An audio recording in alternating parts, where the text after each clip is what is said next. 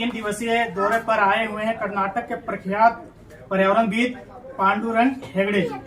तो उनसे हम जानना चाहेंगे सर कि आप स्टार्टिंग कब से किया और कैसे की, क्या देख कर की?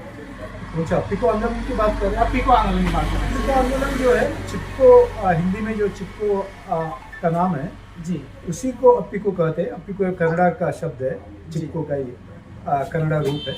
इसको 1983 में 83 में हम लोगों ने शुरू किया जंगल बचाने के नाम पर, क्योंकि जैसे यहाँ पे अभी पलामू में जिस तरह खनन से जंगल नाश हो रहा है, उसी तरह वहाँ पे बड़े पैमाने पे सागौन के पेड़ लगाने के लिए जंगल नाश हो रहा है। उसके खिलाफ हमारा आंदोलन शुरू हुआ और फिर 83 में जब शुरू हुआ 6 साल के बाद सरकार ने बैन लगा दिया, रोक लगा दी। और इसमें मुख्य भूमिका सुंदरलाल बोगड़ा जी की थी और उसी दौरान कौशल जी भी हमारे जो कार्यक्रम में आए, भाग लिया।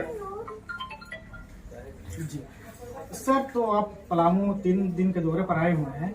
यहाँ पर जो है कि यहाँ प्रख्यात जो है पर्यावरण जो है कि कौशल जी हैं, बहुत सारे मिशन भी वो चलाए हैं, रक्षा, वन रक्षा, इस तरह करके। तो इनके बारे में आप क्या कहना चाहते हैं?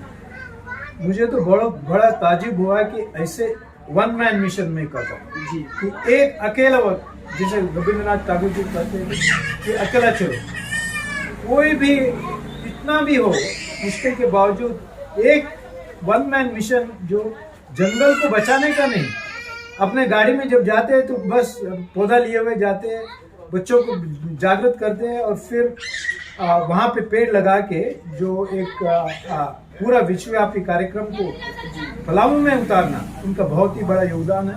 और आज जो हमने देखा वनराय की जो मूवमेंट के जरिए जो जागृति और जंगल को फिर से उजाड़े हुए क्षेत्र में जंगल को बसाया, उसको पुनर्स्थापित किया, ये बहुत ही बड़ी देन मैं समझता हूँ कि चिपको आंदोलन के जैसे ही वनराखी आंदोलन और कौशल जी का जो काम है वो वहाँ पे बताता है कि उन्होंने क्या किया। बहुत खुशी हुई है इसको देख कर मुझे। 3 दिवसीय में जो देखा, बहुत ही बढ़िया काम है। आप जो है कि पलामू वासियों को क्या कहना चाह रहे हैं?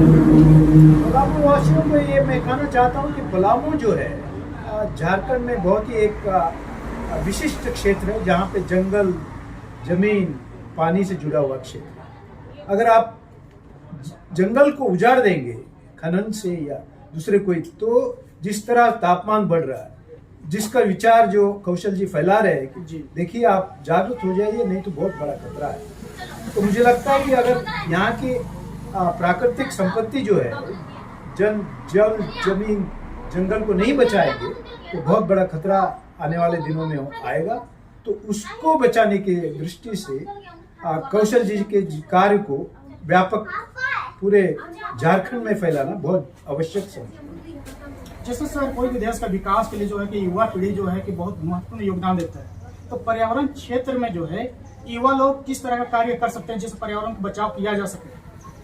मुझे लगता है कि ये जो युवाओं को जोड़ने का काम है, उसी में कौशल जी का आज 3 दिनों में मैंने जो देखा कि स्कूल में जाकर, कॉलेज में जाकर जो आज का युवा है, क्योंकि कल के वो पीढ़ी के जो युवा वहाँ पे पढ़ रहे हैं, उनमें जागृति लाए, ताकि पेड़ सिर्फ बचाए नहीं मगर आगे चल के पूरे जंगल को बचाने का जो काम है उसकी जागृति का कार्यक्रम बहुत आवश्यक है। और मुझे लगता है कि कौशल जी के नेतृत्व में ऐसा दूसरे पीढ़ी के जो नेतृत्व उभरेगा, ये मेरा मानना है।